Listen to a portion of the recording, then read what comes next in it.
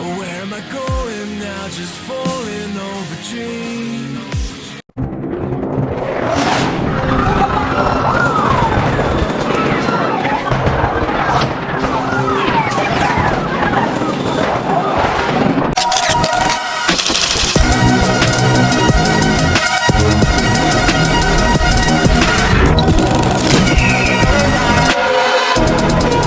Card Israeli Products, presenting The Prankers Production House.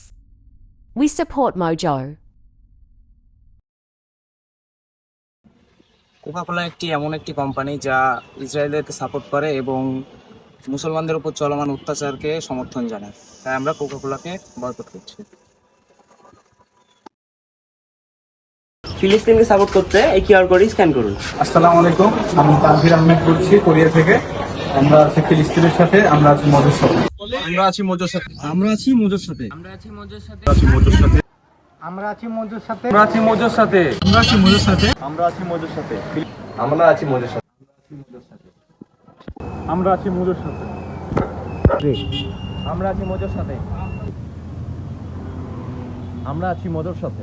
আমরা আছি মোজোর সাথে।